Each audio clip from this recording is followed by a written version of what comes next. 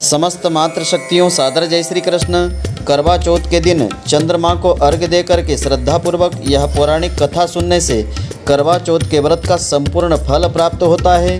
पति को दीर्घ आयु की प्राप्ति होती है और घर में सुख समृद्धि का वास सदैव बना रहता है। तो आज आपको हम करवा चौथ की पौराणिक व्रत कथा सुनाएंगे, जिसको सुनने से इस व्रत का संपूर्ण फल आपको मिलेगा। तो आप सभी का बहुत बहुत स्वागत है आपके अपने ही चैनल एस्ट्रो गुरुजी में। यदि आपने अभी तक हमारे चैनल को सब्सक्राइब यदि नहीं किया हो तो अभी सब्सक्राइब कर लें और बेल आइकन को अवश्य दबाएं, जिससे हमारे अगले आने वाले नए वीडियो की नोटिफिकेशन सबसे पहले आपके पास पहुँचे। आप नित्य नई नई ज्ञानवर्धक जानकारियाँ व नित्य का राशिफल हमारे चैनल से प्राप्त करते रहें। तो करवा चौथ की पौराणिक कथा इस प्रकार से है कि बहुत समय पहले की बात है कि एक साहूकार के 7 पुत्र थे और उनकी एक बहन करवा नाम की थी। सभी सातों भाई अपनी बहन से बहुत ही प्रेम करते थे, यहाँ तक कि वह पहले उसे भोजन खिलाते और बाद में स्वयं सभी खाते थे। तो एक बार उसकी बहन ससुराल से मायके में आई थी, तो शाम को भाई जब अपना व्यापार व्यवसाय बंद करके घर आए तो देखा कि उनकी बहन बहुत ही व्याकुल थी।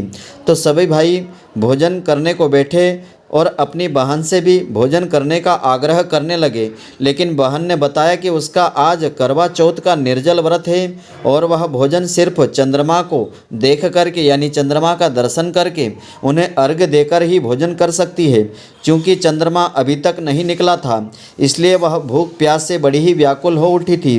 तो सबसे छोटे भाई को अपनी बहन की हालत देखी नहीं जाती थी, तो वह दूर पीपल के पेड़ पर एक बड़ा सा दीपक जला करके चलनी की ओंट में रख देता है।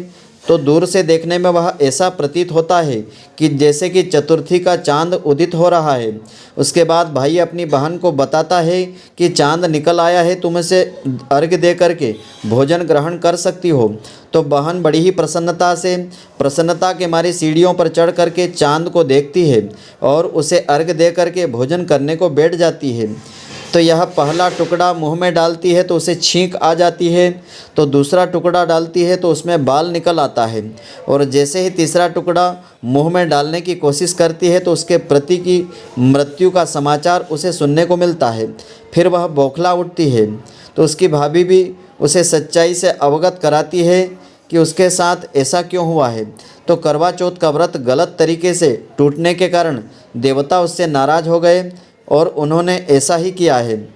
सच्चाई जानने के बाद करवा निश्चय करती है कि वह अपने पति का अंतिम संस्कार नहीं होने देगी और अपने सतीत्व से उन्हें पुनर्जीवन दिलवा करके रहेगी।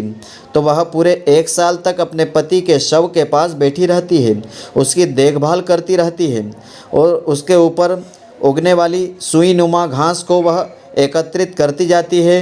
1 साल बाद फिर करवा चौथ का दिन आता है। उसकी सभी भाभियां करवा चौथ का व्रत रखती है। जब भाभियां उसे आशीर्वाद लेने आती है तो वह प्रत्येक भाभी से यम सुई ले लो, पिय सुई ले लो और मुझे भी अपनी जैसी सुहागिन बना दो, ऐसा आग्रह करती है। लेकिन हर बार भाभी उसे अगली भाभी से आग्रह करने का कह करके चली जाती है। इस प्रकार जब छठे नंबर की भाभी आती है तो करवा उससे भी यही बात दोहराती है। तो यह भाभी उसे बताती है कि चूँकि सबसे छोटे भाई की वजह से उसका व्रत टूटा था, तो उसकी पत्नी में ही शक्ति है कि वह तुम्हारे पति को दोबारा जीवित कर सकती है।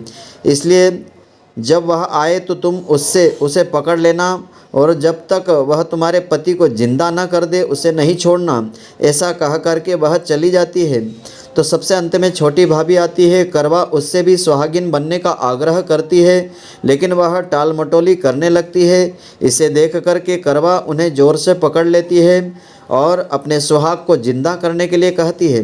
तो भाभी उससे छुड़ाने के लिए नोचती है, खसोटती है, लेकिन करवा उसे नहीं छोड़ती है। अंत में उसकी तपस्या को देखकर भाभी पसीज जाती है और अपनी छोटी उंगली को चीर करके उसमें से अमृत उसके पति के मुंह में डाल देती है।